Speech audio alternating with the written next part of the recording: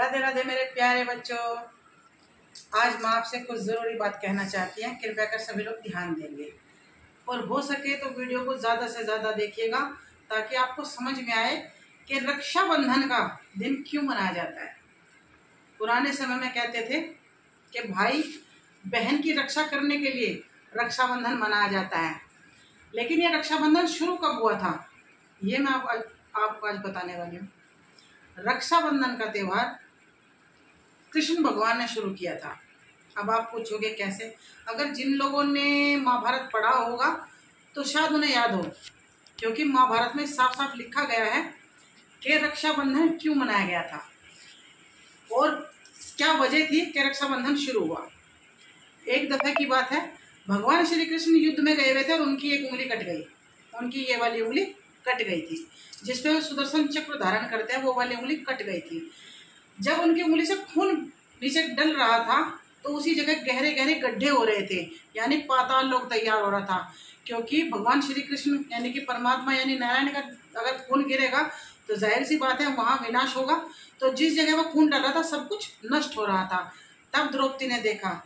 द्रौपदी अपनी खिड़की से देख रही थी कि युद्ध हो रहा है। द्रौपदी वहाँ दौड़ी हुई आई और आने के बाद अपनी साड़ी का एक छोर फाड़ करके उन्होंने एक पट्टी बनाई और भगवान श्री कृष्ण की उंगली पर लपेट दिया।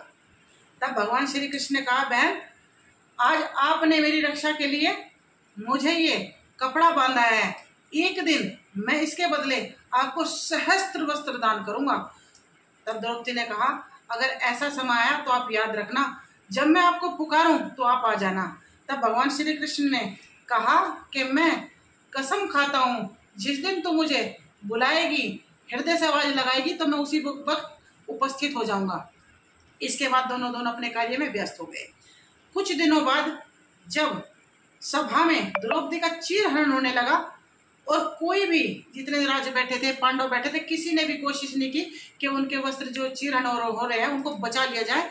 तब उन्होंने दोनों हाथ जोड़कर घूमते हुए भगवान श्री कृष्ण को कहा, हे वासुदेव कृष्ण मेरे प्यारे भैया, हे मेरे गोपीश्वर भगवान, हे मेरे भाई, हे माधव, एक बार मेरी रक्षा के लिए आ जाइए। अगर आपको अपना वचन याद हो तो कृपया कर शीघ्र आइए, वरना तो मेरी लाज लुट जाएगी। अब मेरी लाज आपके हाथों में है। तब भगवान श्री कृष्ण कहीं दूर द्वारका में बैठे थे और उन्होंने देखा, अरे ये क्या हुआ। तब वे दौड़े हुए एक क्षण न लगाए हुए वहीं से ही कहा, देवताओं से कहा, जितने भी वस्त्र हैं इसमें जोड़ दे जाए।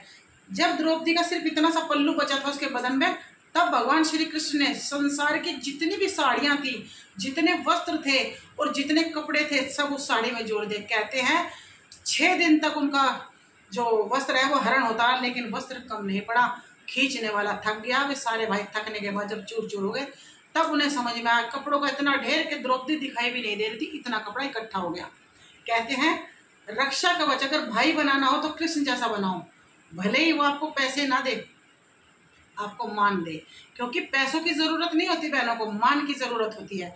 और जो भाई सच में अपनी बहनों को प्यार करते हैं, देखो खून के हैं वो तो अच्छी बात है, लेकिन बहुत सारी बहनें अपने मुंह बोला भाई बना लेती है, पड़ोस में किसी को भाई बना लेती है। पहले तो बनाओ मत, और अगर बनाया है तो ईमानदारी से निभाओ, क्योंकि यही कलयुग में एक रिश्ता ऐसा बचा जो पवित्र है, वरना तो सब बेकार है। माता पिता का भी बेकार ही हो गया, क्योंकि मतलब से है। एक ये रिश्ता इसमें कोई मतलब नहीं है, यानी रक्षा के हेतु अपने मन में रक्षा भावना रख के भाई बहन अपने आप को एक दूसरे के समर्पण करने के लिए रक्षाबंधन का त्यौहार हमारे हिंदू धर्म में मनाया जाता है। अगर आपको मेरी बात अच्छी लगी हो तो कृपया कर कमेंट बॉक्स में जरूर बताइएगा और राधे राधे लिखकर संबोधित कीजिएगा। मेरे प्यारे बच्चों, धर्म बचाने के लिए जितना हो सके सभी लोग कोशिश करें, क्योंकि कलयुग है। अगर आप अपने धर्म के नहीं हुए तो आप किसी के भी नहीं होंगे।